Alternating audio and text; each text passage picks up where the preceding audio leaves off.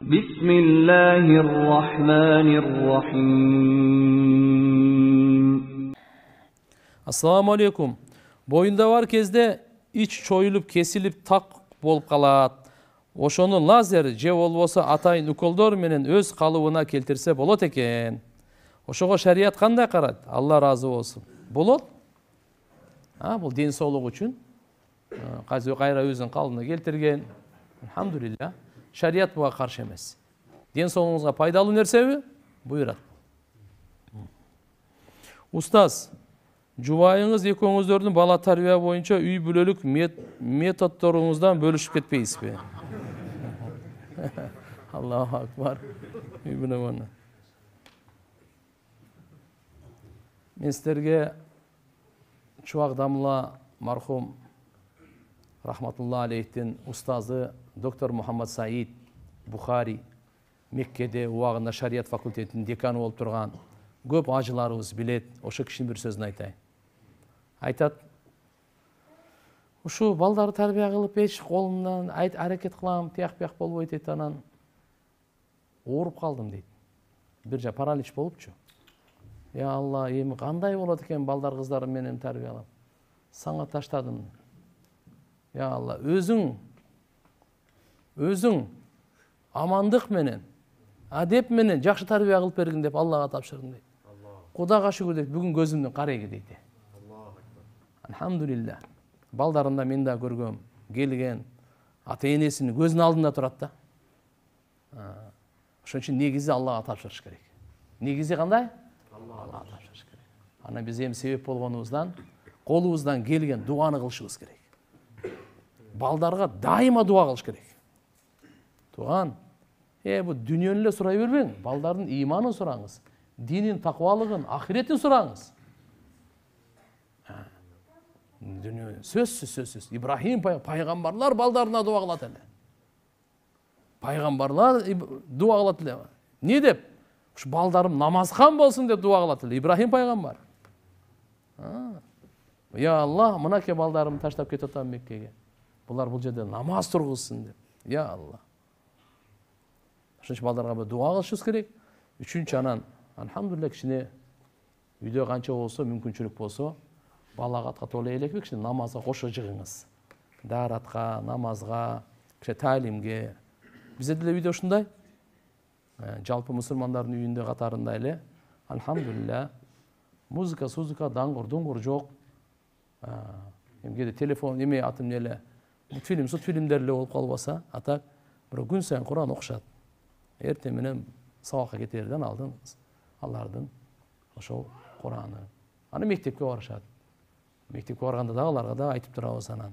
Кыз балдар кичине жоолук менен балдарга салам айтып, тияк-бияк адептерди турганда кечинде учур менен мына болот, мына болбойт, насааттар. Аларды анан кийин аз болсо да азыр эми шаарлык болуп калышты да, жалкоорак.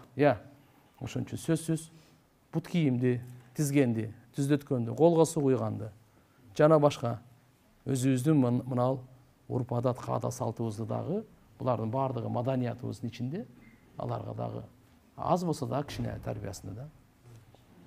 5 убак намаздын бирөөсү каза болуп калса, имамчылыкка өтсө болот. Ибрахим алейхиссаламдын отко ташталганы жөнүндө айтып бериңизчи устаз. Бул узагыраак болуп кетет. Мейли. Ибрахим пайгамбарды билесиздер да, Ибрахим пайгамбар ким? Пайгамбарлардын атасы. Бани Исраилден канча пайгамбар келсе, 1000 деген, ошонун баарынын атасы Ибрахим пайгамбар. Бани Исмаил пайгамбардан Мухаммад алейхиссалам келди, бул кишинин атасы дагы ушундай. Ма кана Ибрахим яхудия ва насрания, валекин кана ханифа муслима ва ма кана минал мушрикин. Ибрахим пайгамбарды баардыгы талашат. Жөөттөр, еврейлер. Ибрахим еврей болгон дейт. Христиандар, Ибрахим христиан болгон дейт. Мушриктер, Ибрахим мушрик болгон дейт. Бирок Алла айтат, бул жөөт дагы, христиан да, мушрик да болгон эмес. Ибрахим пайгамбар түз жолдо, обогон тияк-бияка, кыйшыкчылыкка баспаган Аллага моюн сунган мусулман болгон дейт. Ибрахим алейхиссалам ар бир пайгамбарга өзүнө жараша сыноо берилет экен. Аллаху акбар. Пайгамбарыбыз айтты да: "Ашаддун нас балаан ал-анбия, thumma fal-amsal fal-amsal." Ай, сыноого, эң катуу сыноого кабылгандар пайгамбарлар болот. Андан кийин пайгамбарларга жакындар болот. Ошентип кете берет дейт. Ибрахим пайгамбардын сыноосу бир өзүнчө эле китеп, өзүнчө. Аллаху акбар. Не деди Ибрахим пайгамбарга? Бир азыр мына сиздин сурооңузга ылайыктуу айтайын. Намруд өзү кудаймын деген да. Бир Фираун кудаймын деп чыккан, бир Намруд кудаймын деп чыккан. Кудай сактасын, бир арыстан алай чыкты да дагы. Тоба, тоба, я Аллах, я Аллах. Аллах хидаят берсин, я Аллах. Намруд, ага көп дават берди. Болбоду. Андан кийин не деди? Ибрахимди ушундай бир жазалайлы, бүткүл дүйнө көрсүн. Что будан кийин бирөөнүн дагы эрки көтөрүлбөсүн деп бир канча ай отундарды жийди. Буйрук берди барына жыйдырды. Толуп кетти эне. Риваяттарда келет. Ушунчалык отунду жийди дагы, болгондо дагы отко күйгүзүп, азаптап, бүткүл дүйнөгө эскерти, тарбияны берейин деген да. Намруд кандай күчкө ээ депчи. Отту жакканда, ал убактанда өзүнө жараша керосиндери болсо керек да. Үстүнөн ошол ысыктыгынан, жалынынан канаттуулар учуп өтө албай калган экен. Канаттуулар. Азыр кээде шейтан чамчыда пожарды көрүп каласың да, үстүнөн учуп эле жүрөт. Чымчык-пымчыктар, тияка, бияка, көк учкөндөр. Эми элестетиңиз, өтө албай калган. Ушундай отко таштаганга Ибрахим пайгамбардын колун байлап, бутун байлап, ыргытканга келгенде ысык да от. Ортосуна түшпөйт, жерге түшүп калат. Катапуль ошондо булар чыккан. Биринчи катапуль Ибрахим пайгамбарды ыргытканга чыгарылган. Катапуль мондай кылып туруп ырта турган. Путу колун байлап, буну шайтан үйрөткөн буга. Келип ана путу колунан неме болуп кетпесин деп. Ыргытканда ыргытайын деп калган. Асмандагы периштелер ызычуу болуп кеткен. Я Алла, жер бетинде бир гана сенин сүйкүмдүү бендең. Ушуну отко таштап атат. Алла субханаху ва таала айт: "Мейли, жардам берсеңер барып бере бергиле." Алла да кудретин көрсөткөндө каалаганда, болбосо бир шамалды берсе өчүп калмак. Бир жамгырды берсе, вообще, карды, мөндүрдү бере турган болсо, аны жөн эле битирсе болмогон. Бирок Алла субханаху ва таала башкача кылды да. Кыямат күнүнгө чейин сабак болсун деп Куранда зикир кылды. Анбия сүрөсүндө келет. 69-аятында. Ибрахим пайгамбарга корккон жок Отко кетип атат, от алдында. Күйүп аткан отко кетип атат. Колу буту байланган. Хасби Аллах ва ни'мал вакил. Дуасы шу болгон. Алла мага жетиштүү. Ишти оңунан чыгаруучу Алла кандай гана жакшы вакил ал, өкүл. Периштелер келген, периштелер сураганда Ибн Касир, Ибн Аббас разияллаху анхумадан айтылат да. Периште Жабраил алейхиссаламга Алла Тааладан жардам беребиз деп урсат алып келет да. Ибрахим, кажетиң барбы дегенде, амма илейк фала. Кажет барго, бирок силерге кажетим жок дейт да. Кажети кандай жок отко ырытылып атса.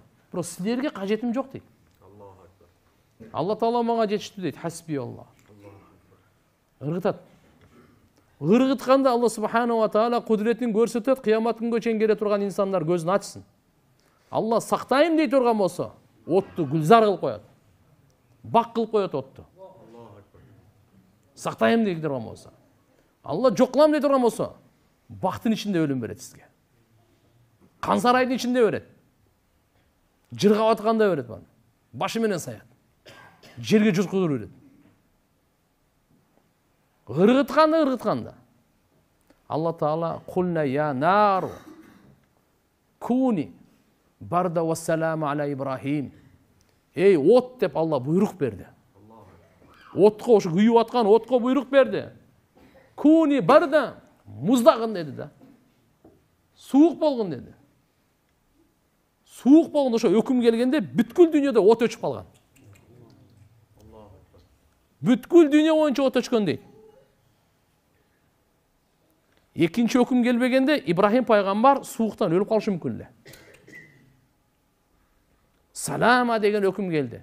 Анчалык сен суук болбо оорутуп кое тургандай. Саламаттуу, ден соолукка пайдалуу. Устазыбыз айтат эле, эрте жазда, апрелде, айылда бакка чыксаң, кичине суугураак, бирок аябай жагымдуу да. Ушундай го? Ошондой суук болду дейт да. Салкын эми кандай бой. Мынакей. Ибрахим пайгамбар 40 күн болгон. Канча күн болгон? Азыр 40 күнгө даатка чыкты десе болбойт атпайбы? 40 күн болгон. Кеттик мейли. Эркектерге үй жайы, мал мүлкү жок болсо да эки аял алганга мүмкүнбү? Менин жолдошум Москвада башка аялга үйлөнүп алган. Мен каршылык көрсөтсөм да болбой жашап жатат. Менин 5 балам бар. Ата энеси менен кайнын бала чакасы менен болуп чогуу турчумун. Үй жай жок болгонуна байланыштуу менин да сабырым калбады, кетип калдым. Күйөөм менен урушуп кетип, мага ал аялдын айынан көп азап берди. Сен чыдашың керек. Мен баары бир экөөң менен тең жашайм деп атат. Мен жашабайм. Мага Алланын алдында күнөө жокпу? Рахмат, суроомо жооп алганым үчүн. Үй жайы, мал мүлкү жок болуп, экинчи ай алганга уруксат эмес. Уруксат эмес, таптак уруксат эмес. Качан экөөнүн тең өзүнчө турак жай, тамак аш, бардын камсызданган мүмкүнчүлүк болгондо адилеттүү карай алса, анан шарият макулдугун берет. Жөндөн жөн эле бирөөгө зулумдук кылганга шарият жок, макулдук бербейт. Андайларды токтоткула деген шарият. Суром, кыямат күнү өлгөндөр жайга коюлабы, кандай болот? Өлгөндөр жайга коюлба, жайдан тирилет. Кыямат күнү бардыгы чыгат. Бардыгы тирилет. Мага ала оорусу чыгып кетти. Мен дарыланып жатам. Бирок кетиши кыйын болуп жатат. Мен сурайын дегеним, мен алы турмушка чыккан эмесмин.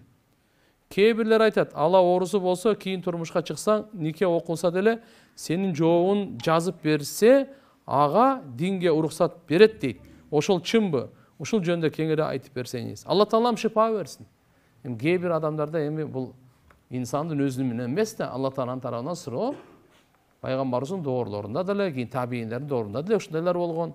Бирок негизги туган биз ыймандын мындайча саламатта болуп, мунафыктын, куфурдун оорусу менен оорубайлы.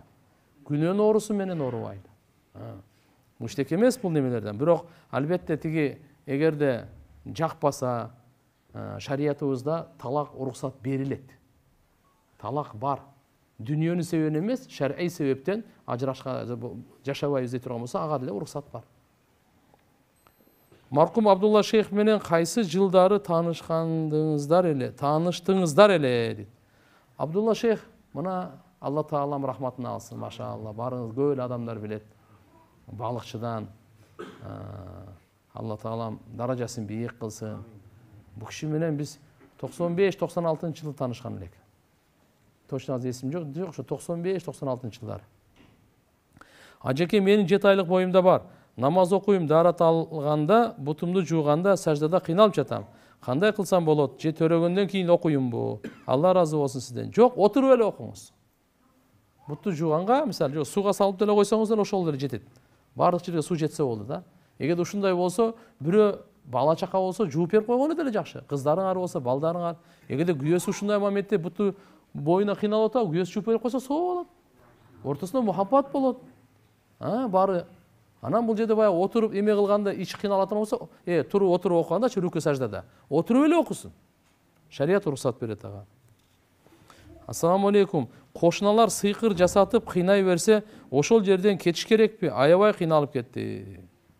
Жок, ал жерде дуа кылып, сыйкырын токтотуп салгыла. Эгерде күчүңөр жетпесе, чындап эле алардан таасири боло берсе, анда кетип калсаңыз деле болот. Устаз, чагымчыл кайнэжем бар. Учурашсам эле балесинде калам. Жашообузга кийгилише берет. Учурашпай койсом болобу? Кайнеже махрамбы?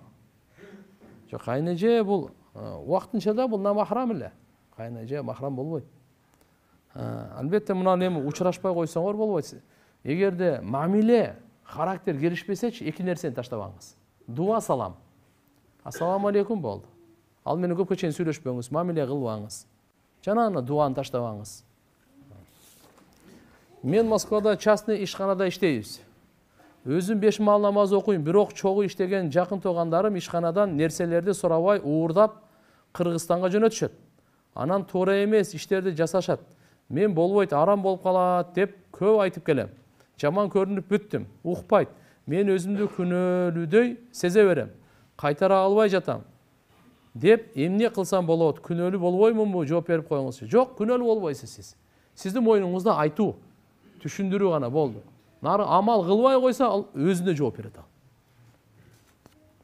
Мусулман эместердин мүрзөсүнө барып христиан ограждениясын боёп берип акчасын алса болобу? Жакшы эмес. Таксиге мамлекеттен патент албай, салык төлөбөй иштесе, бардык кыргыз жарандарынын акысына кирген боломбу? Кирген болосуз. Төлөш керек. Мыйзамды сыйлаш керек. Аскердик ант бергенде конституцияны жана мыйзамдарды ыйык сактайбыз деп ант бергенбиз. Кыргыз Республикасынын мыйзамдарын бузуп алсак, кафара төлөйбүзбү? Жок, кафара төлөбөйбүз. Кафара ал ибадатта гана. Ибадатка маселесинде гана тиешелүү болот. Эми кафара деп өзү күнөөнү жабуу деген сөздө келет. Орозодо мисалы жеп алды, ошолорго кафара, ант ичти, анын кафарасы болот. Анан мына жерде эгерде конституция мыйзамдын антын бузуп алсаңыз, буга кафара жок. Буга кафара жок. Буга жөнү тооба истигфар эле. Себеп бул да бир убада да. Мамлекеттин мыйзамын сактайм деп убада бердиңиз эле. Эми бул сөзсүз кечирим сураш керек Алла Тааладан. Үйлөнгөндөр нике күбөлүгүн албай койсо, мамлекетти алдаган болуп ахиретте жооп береби? Эми эмне себептен албай коюп атат? Акчасы жокпу? Же башкабы? Буну караш керек да. Эгерде акчасы жок себептен болсо, эч кандай бул күнөөлүү болбойт. Эгерде мүмкүнчүлүк болуп туруп дагы алар алса, албаса, анда башка онун ниети болушу мүмкүн ал. Ошого жараша болот да. Мыйзамды 100% толук сактап бузбай жашоо оор экен. Мисалы, жолдун бир жагынан экинчи жагына өтүү үчүн мыйзамды бузбайын десең, 300-400 метр жакта пешеход бар, ошол жактан өтүш керек. Ал жака чейин баспай жол эрежесин бузуп, уруксат берилбеген жерден жолдун бир жагынан экинчи жагына өтүп кетебиз. Эч кимге тоскоол болбойбуз. Жана ушул сыяктуу мыйзам бузуулар көп эле. Ушундай мыйзам бузуулар үчүндө жооп беребизби дейт. Аллах, жакшы неме кылсыз. Бул бардыгыбызга тиешелүү. Биз бүгүн ушуларды Япониядан, Америкадан үлгү алышыбыз керек да. Өзү булар бизден үлгү алып жашаш керек эле өзүчү. Булар бизди карап жашаган өзү учурдачы. Бирок азыр биз ушундай узак болуп кеттик динибизден, буларды карап калдык да. Ушунун аты кордук деп коет. Качан башкалар сизди карап жашаса, ушунун аты иззат деп коет. Жөнөмдү көкүрөгүнө кол коюп келиңиз, ал эмес, ал устукан тарткан. Сиздин жашооңузду карап туруп суктанып жашай турган болсо, бул ушуну авир дейт, ушуну авторитет дейт. Сиз башканыкына карай турган болсоңуз, буну кордук дейт. Эми мына жерде караңыз. Саудияда канчанчы жыл экен? 2010 жылдан тегерегинде да бир аксакалды жума күнү уруп кетти. Анын жаназасын окуп койдук. Бирок адам өтпөй турган жерден өттү да. Ошонун кунун төлөт да. Толук эмес, жарымын төлөдү, жарымын төлөгөн жок да. Себеп ошол водительден дагы бул жерден ката кетти, пешеходдон да ката кеткендиктен жарым кунун төлөнбөдү да. Мыйзам мынандай экен. Меккеде. Ошон үчүн туугандар, кичине узак болсо деле биз мына маданиятка эртеби кеч баары келишибиз керек. Ушу тартипке келишибиз керек. Эми анча-мынча тияктан эч ким жок, жүгүрүп өтүп алсаңыз, истигфар кылып кое бериң эми, эмне кыласыз?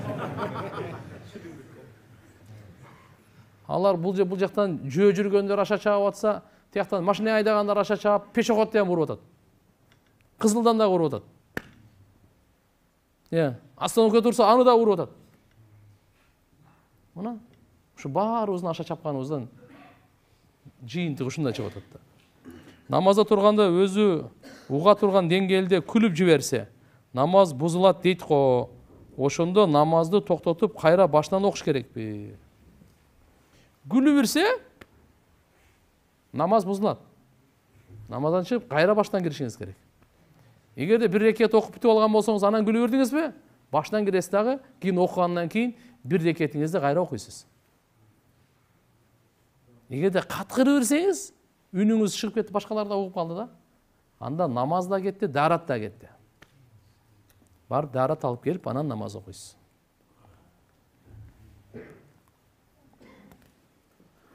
Жашыруу нике жөнүндө маалымат алсам дедим эле. Жашыруу нике бизде жок таксыр. Устаз, менин бир кызым бар, алхамдулилла, 1 жашта. Кызымды апам мен алам деп жатат. Апамдарга барса ыйман тарбиясын албай чоңойтот деп, күнүгө ушуну ойлоп жүрөгүм кысылат. Бербейм деп айтайын десем, апамды тарынтып аламбы деп корком.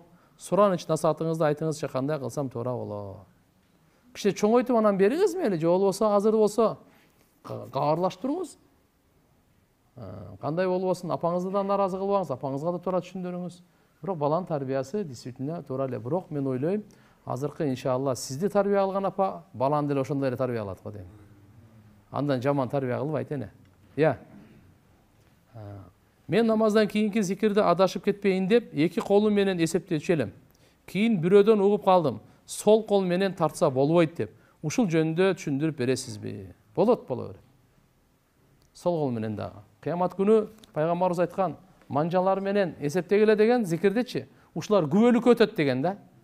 Оң кол дагы өтө берсин, бул дагы өтө берсин, зыяны жок го. Көбүрөөк күбөлүк болсо жакшы да.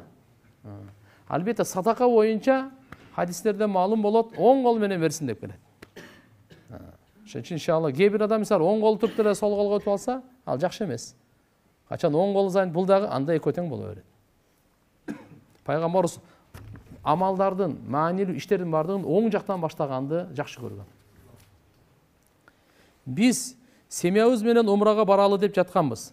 Апабызды алып барсак болобу? Альцгеймер оорусу менен ооруйт. Кичинекей баладай, унутчак, кайда жүргөнүн билбей калат. Бизди дагы кээде тааныбай калат. Умранын правилаларын өзү аткарып албайт. Барса болобу же толук акыл менен баруу керекпи? Эми бир аз акыл жеткен болсочу, силерди тааныйт, тияк-бияк кылып, Аллаху акбар, бисмилlah айтат, лаббайк айта алат. Алып барсаңар жакшы болот. Аны таптакыр ага дагы болбосо, анда ага милдеттүү эмес. Мен мурда намаз окучум, азыр эч эле баштай албай жатам. Намаз окуп баштаганда эле өзүм оозумду ачып эстей берем. Же ошол учурда даратым бузула берет. Шайтандын басбасасынан кантип кутулса болот? Ыйманымды бекемдөөгө дуа кылып коюңузчу суранам. Бул адам эстейт го, бул шайтандан. Пайгамбарыбыз айткан, бул шайтандан деген. Ат-тасау минаш шайтан. Адам алсырайт, жалкоолукка тартат да.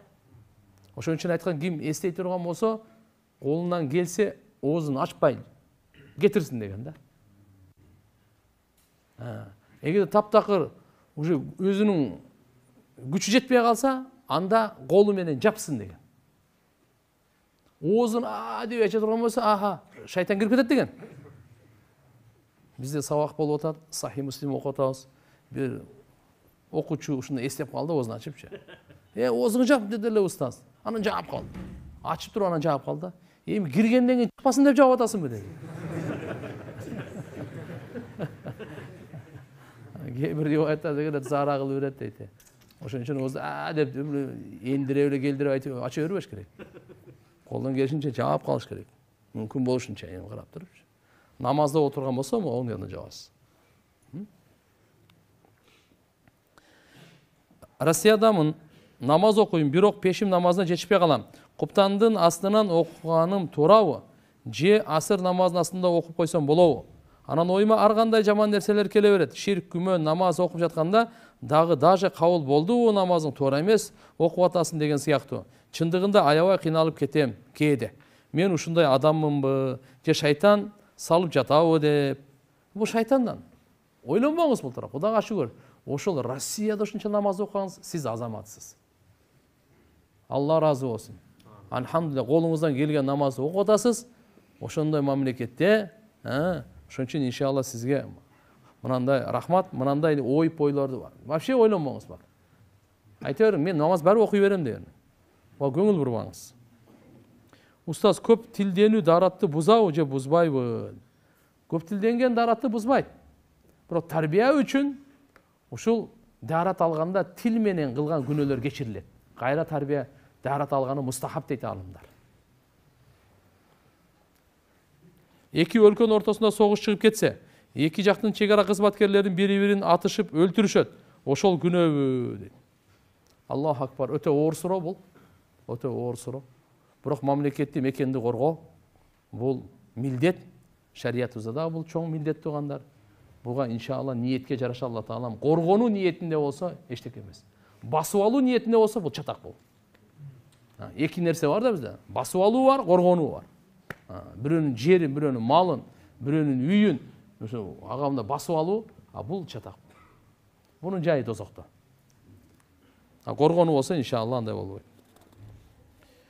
Мен баламдын аты Харун коебуз деп Арун койгонбуз. Боло береби устаз? Боло берет.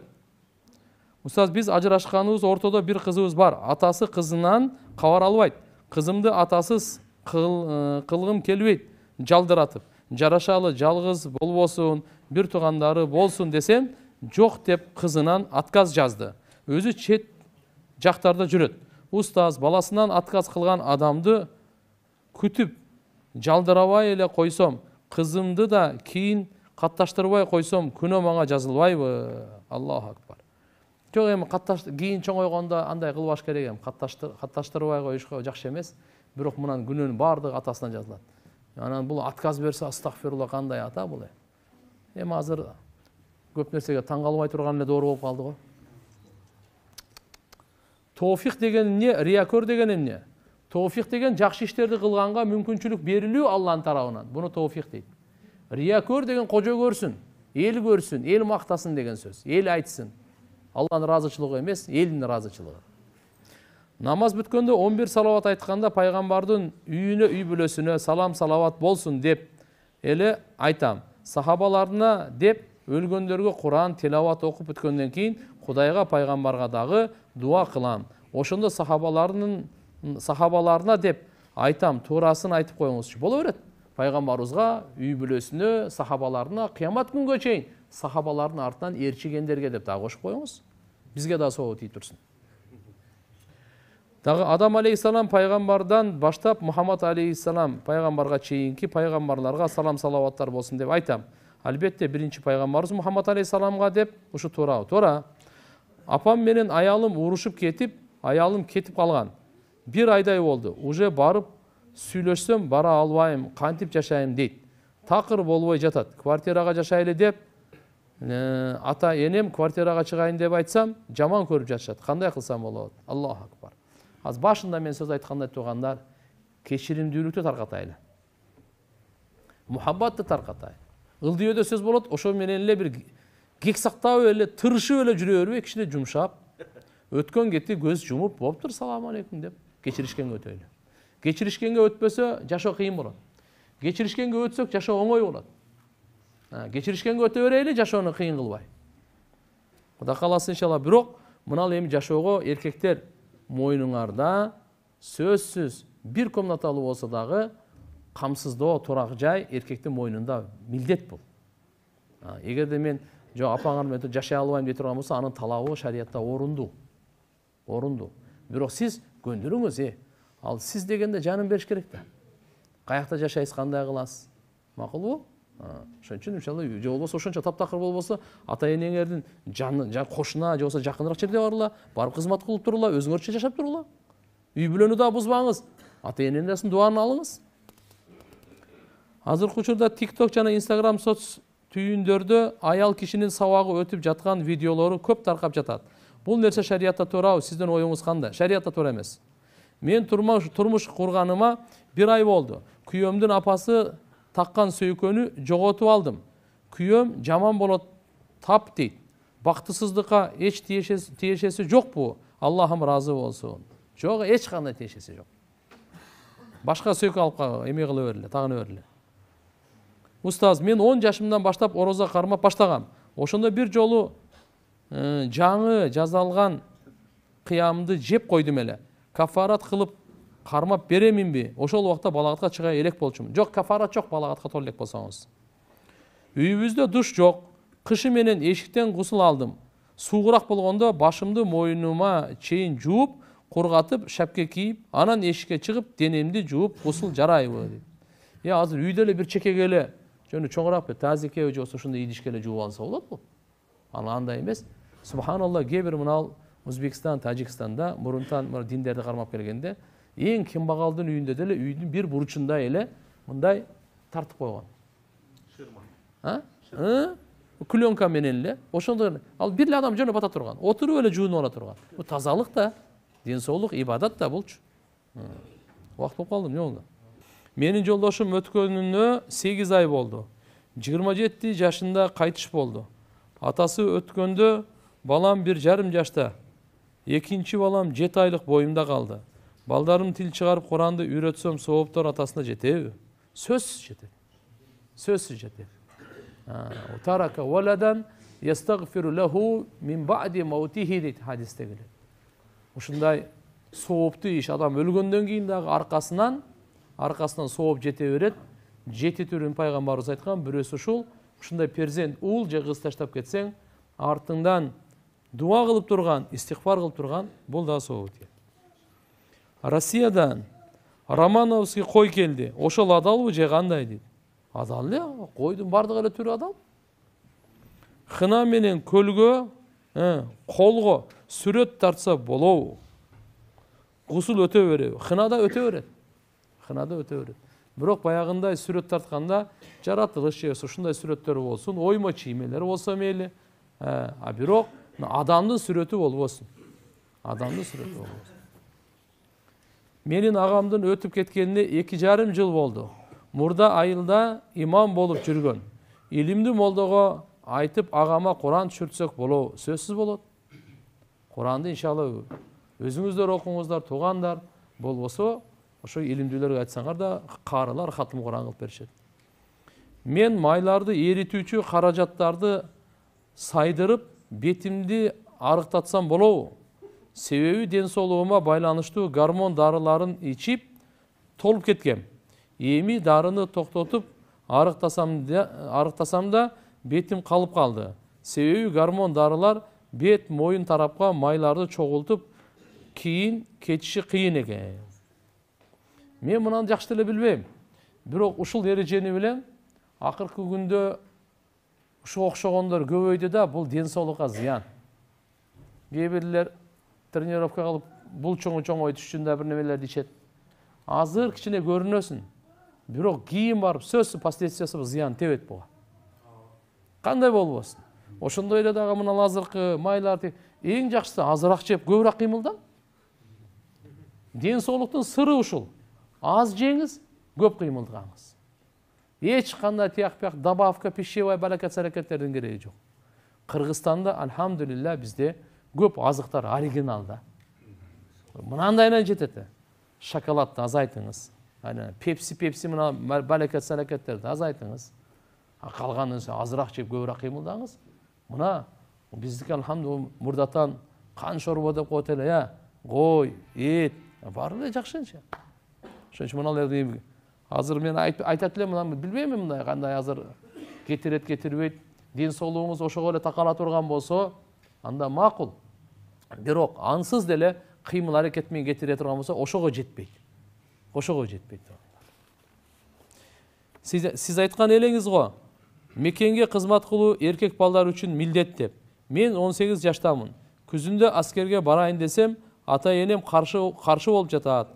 Акча менен эле бүтүрөбүз деп. Эмне кылсам болот? Баарыбыз акча менен бүтүрө берели? Аскерге эч ким барбай эле койсун. Аны эртеге ким коргойт анан? Урматтуу кыргызстандыктар, ата-энелер, балдар баарыбызга кээ бир мамлекеттерде кыздар кызмат өткөрөт. служба кылат. Бир картошка арчыса дагы, бир мык какса дагы кызматка жибериң. Мекенди коргобосо анан ким эртеге бул? Жөн эле мекенди сүйөбүз, мекенди күйөбүз, ал менен иш бүтпөйт. Жөн эле о кыргыз эл, батыр эл, жөн эле сөз менен эле бүтпөйт. Жөн эле бүтпөйт туган. Азыр заман башкача заман. Ааламды көрүп атасыз. Сактыкта кордук жок. Сактыкта кордук жок. Баярдыгына даяр болушубуз керек. Бирөөгө жамандык кылбайбыз. Бирөөнүн мал, мүлкү, жери бир карышы да кереги жок. Бирок өзүбүздүкүн бербейбиз таксыр. Кечиресиз. Жөн эле бербейм деп эле башты мындай салып бере турган ата бер, башты кесе бер дегенге андай баш бекер жок баш.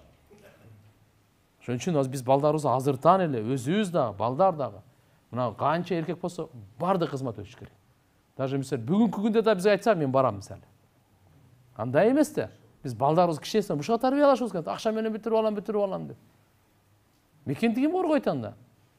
Албетте бир нерсе кээ бирлер көбүнөн угабыз, дедовщина деп. Өткөндө бирөө аябай жакшы жазды. Мурда ушу дедовщина кылып, тияк неме кылып койдук, азыр динде түшүнүп, эми ошолорду каяктан тапсам болот, кандай кечирим сурасам болот деп жүрөгүнө иман орногон экен да. Азамат Ошон үчүн дедовщина деген алып коюш керек, андай жок нерсе ал. Ал жерге бар кызмат кылсын, мамлекетке кызмат кылсын. Стройбат дегени бар, ушунча коркок болсо стройбатка барсын. Картошка арчысын, жо туура да, кирпич койсун. Бирок саартан кечке алхамдулилля бир салым, бир мамлекетке бир кирпич же болбосо ошо границага бир зым тартканга дагы жарайттыр. Тамак пышырганга жарайттыр болбоду дегенде.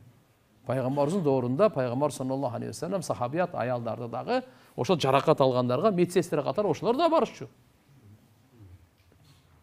Сахабалар бирөөнү кордогонго жаралган эмес, өзүн коргогонго жаралган. Өзүбүздү, мекенибизди, ата-энебизди, аялыбызды, динибизди, бала чакабызды, ата-энебизди коргосо ким коргойт аны? Ошон жөндөн эле курук сөз, батырыбыз, кыйымыз деген токтотуш керек булардын бардыгын. Аны реальный эртеге көрсөтүп коет ким экенин. Майдан азыр мурун жөн курулай сөз өтпөйт. Ошон үчүн ата-энелерге барып суранычы, жибериш керек таксырлар, жибериш керек. Балдар машалла тарбия алып келет, жакшы болуп келет. Ал жерде намаз, таарат, бардык жагынан алхамдулилля жакшынакай камсыздашыбыз керек дагы. Иншалла балдарыбыздын бардыгын окууга, ошого жибериш керек кызматка. Акча менен бүтүрө берүү менен болбойт таксырлар. Мамлекетти сактаган, коргогондорго улуу сооптор.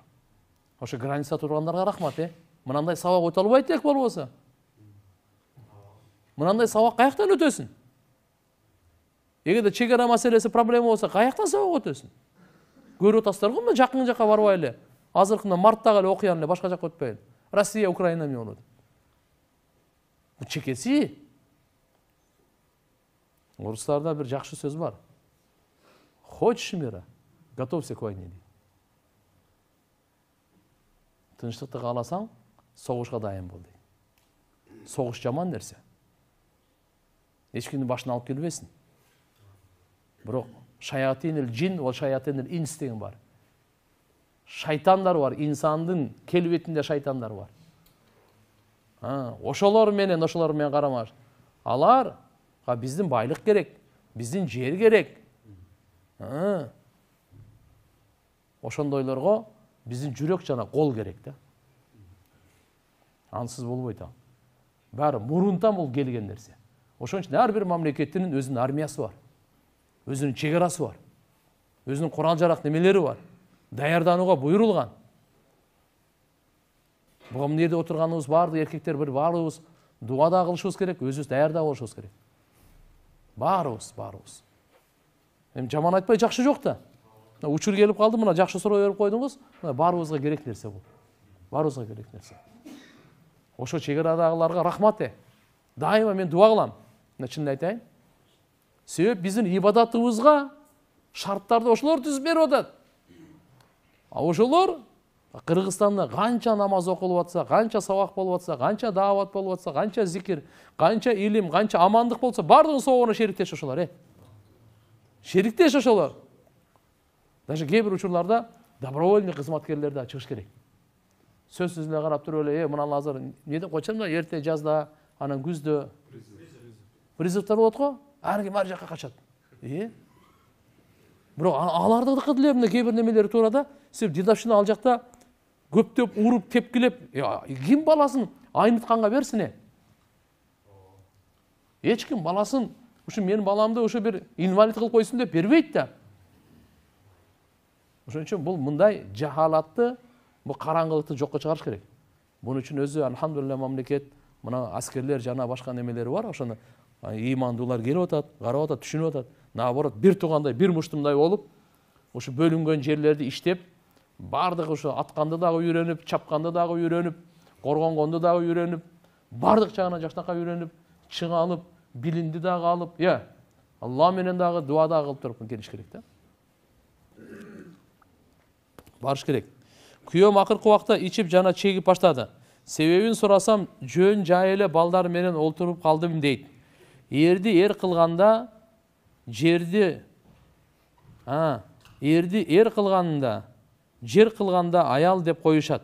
Ошон үчүн мен эмне кылсам ичпей калышы үчүн дейт. Сиз жакшы кызмат кылыңыз. 5 убакыт намазга бекем болуңуз. Үй таза болсун. Дайыма жылмайып тосуп алыңыз. Мас болуп келсе да, урушса да жылмайып тура бериңиз. Дуа кылып, садака берип, зикир кылып, жакшы көңүлүн тапканда, настроение жакшы болуп калганда анан айтыңыз. Канча жашайбыз Кудай билет. Бирок бир күн жашасак да бактылуу жашайлы. Алла Тааланы разы кылып жашайлы. Сыйлап бирибиз жашайлы деп аялы күйөөсүнө айта алат. Бирок ушунун баардыгын кызматтан кийин, качан? Кызматтан кийин. Birinci baştan lala başlasa dağı topalım çağdana. Kızmat kılıp, taza karmap, tamag aş, meyil, içip gelip kaldı başka. Akırından kişi soluydu da var, sağırlap durat da. Жақшынаққа putu kolu başına massaj kılıp berip, kişine göңünü jiyip, şunday bolup adam bari bir şunday. Ошол жерде анан кийин айтса сөзү өтүмдүү болот, таасирлүү болот. Чогуу акырын даватка чыгып келген. Эң аракты таштай турган мындан оңой жолу мен көрбөй эле турам бүгүн.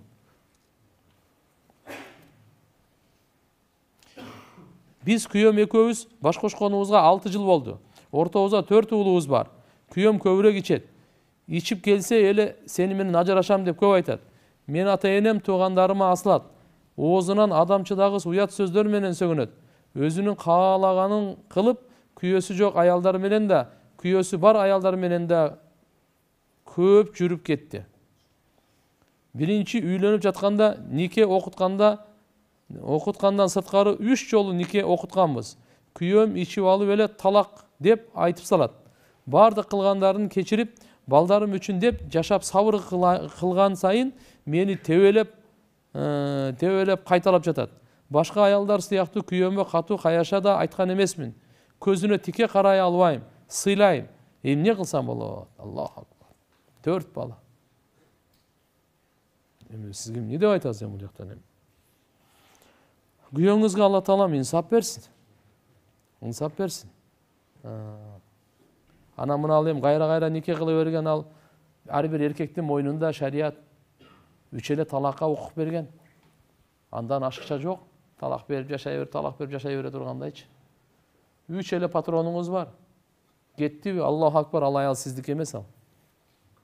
Ага чейин ойлонуң. Ойлонуң ага чейин. Ошон үчүн сиздер сөзсүз мына муфтиятка барып, фатва бөлүмүнөн жакшынакай маселеңерди биринчи тактагыла. Азыр никеңер болобу, болбойбу? Андан кийин анан суроо анан. Инсап тофук берсем, азыркы мурдагы суроого жооп бергенде эле сизге да ошондой. Сураныч, сизден 21 жашта жесир калдым. Башка турмуш куруу ниетим жок. Балдарыма туура тарбия берейин деп жатам. Кээ бирөөлөр турмуш курбай жүрүү макруу деп жатат. Бирок жолдошум менен бейиште да бирге болууну каалайм. Машалла. Алла кабыл кылсын, эми карап көрүш керек. Адам күнөөгө коркунучу болбосо, ибадат менен жашоосун өткөрсө, макул, ыктыярдуу. Ибадат менен жашоосун өткөрө албай, күнөөгө батып калыштан коркунучу боло турган болсо, анда турмушка чыгыш керек. Менин жолдошум сенин туугандарың менен катташпайм дейт. Өзүм да базарда иштейм. Үй турмуштарга жардам бербейт. Балдарыма өзүмө кийимди өзүм алам. Көңүлү келсе аперет. Тамды да салганда мен да акчанын жарымын мен берем. Ошол туурабы? Алла разы болсун. Аллах акбар. Өзү шариатта эркекти милдеттүү кылганда. Ошого сиз жардам берип атасыз, сизге рахмат. акчага, башкага. Бирок алхамдулилlah азыр мурда айткандай катын жакшы, эр жакшы, вазир жакшы, хан жакшы дейт. Иншалла сабыр кылып, таквалык менен, жакшы насаат менен, ылдый сөздөрдү кечиримдүү болуп, жута билип, аракет кыла бериш керек, жакшы үмүт менен. Үмүтсүз болбош керек. Жакшы жашоо болот Кудай кааласа. Биз өзүбүздөн баштайлы оңолууну, баары жакшы болот. Мен Куран окуй албай, биз иштей турган жерде тажвид менен окуй турган адам жок. Ошон үчүн имам болуп намаз окуганы болобу же болбойбу? Эң түзүгүрөөк билгениң өтө бергиле имамга. Устаз, даватта бир рекет намазың 1000 рекет намазга жүрөт дейт. Ошондо 2 рекет багымдат намазынын казасын окусаң, 1000 рекет казасын кутуласыңбы? Мындай кылайлы. Сиз мага $1000 карыз берип туруң, экөөбүз даватка чыгып туруп, мен $1 берип коеюн сизге. $1000 жүрөт да, туурабы? Азыр мен $1000 карыз алам сизден. Я, макулбу? Даватка чыгайлы дагы, мына даватта $1 $1000 жүрөт деп $1 берем сизге. Ошо мен кутулам мен сизден. Болобу ошол? Инсан менен инсан кутула албай атат ана. Алланын мойнундагы карызды кандай кутулат ал? Нафил саваптар кете берет, туура. Бирок фарыз карыз ал бөлөк нерсе. Аны кутулуш керек. Өткөндө да ушундай суроо берип атат эле баягы. Меккеге барып 100 миңден го окуп койсо, аларга да айтып атат элем, ай, мына жерден 100 миң сом карыз мага бер, Меккеге баргандан 1 сом берип коеюн, мына кутулдум деп. Ошого антип болсун. Устаз, кээ бир адамдар жай намазын алып келип, мечиттин ичине салышат. Ушул туурабы? Ойлоно берем, ал башка жерлерге дагы салынган да деп. Өзү мечитте өзү жай намазда, кажети жок. Бирок кээ бир жай намаздар бар го, мындай сүрөт менен алдыга турсаң кичине адамдын келбетине сүрөтүнө окшой берет да. Ошон үчүн мындай однотонный жай намазга жетпейт. Оймо чиймеси жок жай намаз алыңыздар. Эң жакшысы ошол.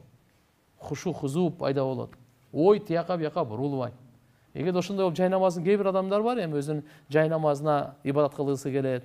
Ага деле аны жаман көрбөңүз, жаман ойлой бербеңиз. Ал деле сизге окшогон мусулман ар жерге коюп келип эле жай намазды алып келе бербейт да. Жакшы ойдо болуңуз. Өзүм намаз окуйм, балдарым менен үйдө 5 маал таалим баары бар буюрса.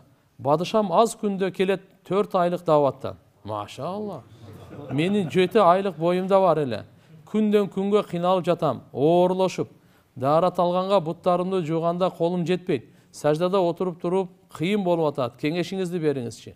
Биринчи жолу ушун мен бадышам деп, Кана аялдар бардык эле бадышам десе, чындагы эле аялдын бадышасы ошо күйөөсү болот ал. Бардыгы ошол болуш керек. Ал бейиши ошол. Бадышасы ошол. Пайгамбарыбыз айтат го, саллаллаху алейхи вассалам. Кайсы аял дүйнөдөн көз жумса, күйөөсү разы болгон абалда түптүз бейишке кирет дейт. Көрбөйсүзбү? Ошон үчүн машаалла күйөөлөр, алардын бейиши дагы, аялдар, силердин бейишиңер, күйөөңөр, бадышаңар да биринчи жолу ушун машаалла. Мубарак болсун, бактылуу болду. Бирок мыналарга кыйналбай эле болду, саждага, рүкүгө барбай эле, отуруп эле намаз окугула. Буларга алхамдулилlah шарият уруксат берет. Өзүм Алматыда соода кылам. Товарды Бишкектен алабыз. Бишкекте соода сом менен кылынат. Дайыма иштешкен жерлерден карызга жаздырып товар алабыз. Азыр доллар көтөрүлүп кеткенине байланыштуу карыздарыбызды товар алган күнкү курс менен эсептеп төлөйсүңөр деп жатышат. Ошондо мисалы 850 сомдон алган товарды 950 сомдон төлөп бергенге туура келип калып атат. Азыркы курс менен. Ошол эле учурда алар өздөрү ошол товарды 850 сомдон сатып атышат. Кандай кылуу керек шарият негизинде? Жооп берип койсоңуз, Алла разы болсун. Түшүндүрмө. Биз алган күнү курс 85 сомдон болгон. 850 миң сом товар алсам, ошол күнкү курс менен $10,000 карыз кылып, эми бүгүнкү курс менен 960 миң сом төлөтүп атышат. Ошондо соода сом менен болгондон кийин курс көтөрүлүп түшкөнүнө карабай сом менен эле төлөнбөйбү? Мындай туугандар. Ал-муслимун аля шурутихим. Мусулмандар өз ара шартташканына жараша мамиле кете берет. Ошон үчүн сөзсүз Эмнеден болсо кичине кыйын болсоңуз дагы, кыйналсаңыз дагы чыдаңыз. Сом менен болдубу? Сом менен бериңиз. Доллар менен болдубу? Доллар менен бериңиз. Кээде буга зыян, кээде буга зыян болот. Сөзсүз. Курс азыркындай болуп аткандачы, бирок ошол жерде сиздин убадаңыз бүгүнкү күндө сом менен болдукпу? Сом менен эле бериңиз. Эгер ошол учурда эле мына сом менен алдыңыз, бирок сиз кайтарганда доллар менен кайтарасыз, доллар менен мынанча сом болот дей турган болсо, анда доллар ол 200 сом болуп кетсе да доллар менен кайтарганга туура келет. Ошон үчүн демек сиздердин өздөрүңүздөр өз арадагы шартка байланыштуу болот. Assalamu alaikum. Алейкум ассалам. Достор менен келишип 10 килограмм этке чагылып кошмой чогултуп келгенбиз. Эттин баасы 300 сом болчу. 10 той өткөнгө чейин. 10 тойго жеткенде эттин баасы көтөрүлүп 400 сом болду. Кайра бул келишим жокко чыгарылып 3000 сомдон бермей болгонбуз. Көп убакыт өткөндөн кийин үйлөнө элек кээ бир досторум келишим бузулганына карабай мен этке чагып кошмой бергем. Алар дагы этке чагып берсин деп жатышат. Суроо, этке чагып алган адамдыкы дуруспу же этке чакпай берген адамдыкы дуруспу? Наразычылык кимдики өтөт? Экөөңкү тең дурус эмес да. Буну ким айтты ушундай баштагыла достор? Азыр мынакей. Өткөндө эле ушундай сабак болгон. Мынандайларды токтотойлу. Азыр баары бир эртеби кеч недовольство, наразычылык болот. Бирөөнүкү мындай болуп калат, бирөөнүкү мындай болот да, сөзсүз жашоо бирде турбайт да. Ошон үчүн бул нерсе ыктыярдуу. Ким канча кошсо, ошончо кошсун, болду. Жок нерсени милдеттендиртип, эми бүгүн проблеманы бизге башыбызга таштап атат да. Ошон үчүн эки тараптан тең наразычылык. Эми бул жактан эми кичине тиги түшсүн, сиз кичине көтөрүлүң, ошодон башка жол жок чечкенге. Ал дагы терешип тура бербесин, жок, ушул деп эле. Бул дагы көтөрүлбөй тура бербесин, жок, мен да ушул депчи. Бул кичине түшсүн. Сиз бир аз көтөрүлүң да, маселе чечиң, bundan кийин буну токтотуң. 4 балам жылына уда төрөлгөн. Азыр 5-чи балама кош бойлумун. Өзүмүн ден соолугум үчүн алдырсам болобу кичинекей? Кичинекейим 1 жаш 6 айлык. Эми жакшы эмес, буга чейин сактанышыңар керек эле, эгерде ушунча болсо.